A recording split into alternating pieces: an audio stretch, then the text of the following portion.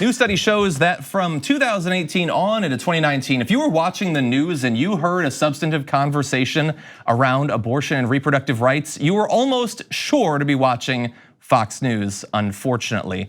And joining us now to talk about this study and the implications of it, Sharon Kahn, Director of Abortion Rights and Reproductive Health Program at Media Matters. Welcome to the show. So not a very positive topic, unfortunately, because as we're gonna get into, Fox News is not necessarily all that interested in communicating in an honest way about this issue, but tell us a little bit about the analysis that was done by Media Matters on this. Yeah, so the report that we released looked at approximately a year worth of cable news coverage related to abortion. And like you mentioned, Fox News, the real top line is that Fox News is incredibly dominant on this conversation.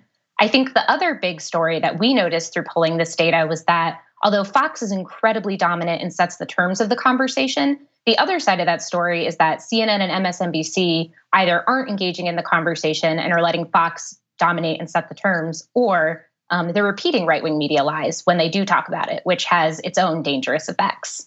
Yeah, I mean, you very well show how Fox comes up with these narratives and then they're not countered by anyone else. And in fact, they're just amplified. I wanna read one graphic from your article. Across Fox, CNN, and MSNBC collectively, 89% of statements made about so-called abortion extremism were inaccurate. On Fox, 90% were inaccurate, as were 100% of the statements on CNN and 58% of the statements on MSNBC.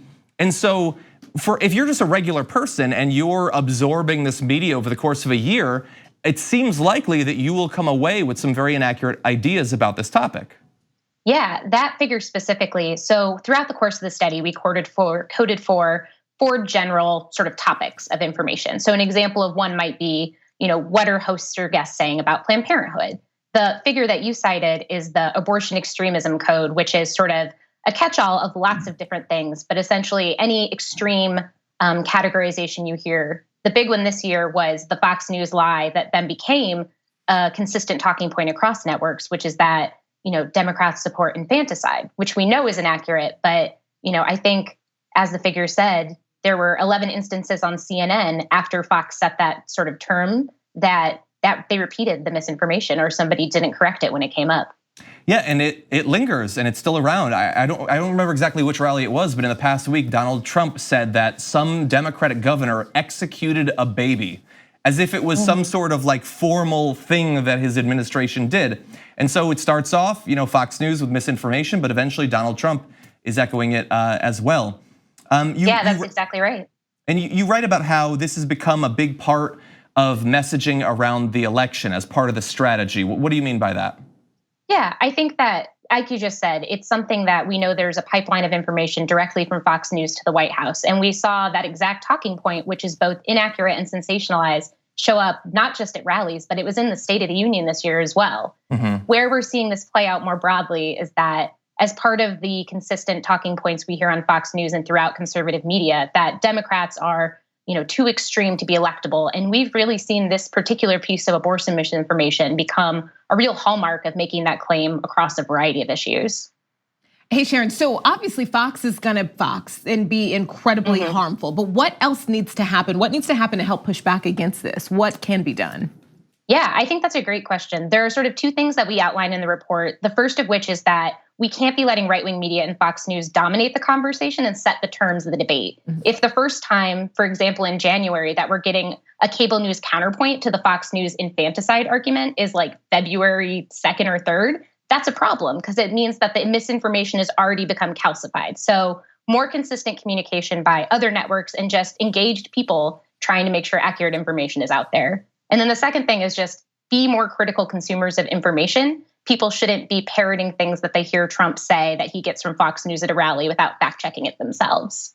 I'm curious, as one of the headline findings of the study was that like more than 90% of the talk overall on these networks about a number of different common abortion related topics, all of it occurred on Fox. And so I'm curious, this gets, I guess, into speculation, but why is CNN and MSNBC, when they're not actively helping to spread these right-wing talking points, why aren't they talking about this issue? Like, it occurs to me that there's been a lot of abortion-related pieces of legislation that have been passed in the past year. It seems like that would be an opportunity for them to at least engage on the topic in some sense.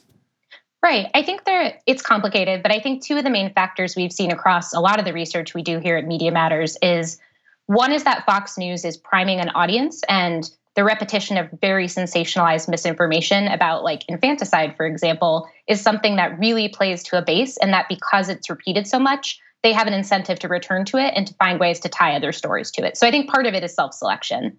The other part of it has to do a lot with how these stories are framed more broadly. I think when conversations, and this is true across networks, focus mostly on the optics, like who's winning, who's losing, and not on, treating abortion as a healthcare issue or as a question of rights or access, I think it's a lot harder for other sort of narratives to emerge because we're so focused on who's winning and losing. I think you're definitely onto something, and we can find that across a lot of different topics when it comes to these mainstream media outlets. Sharon, thank you so much for joining us and for doing that work with Media Matters. Really appreciate it. Yeah, thanks for having me.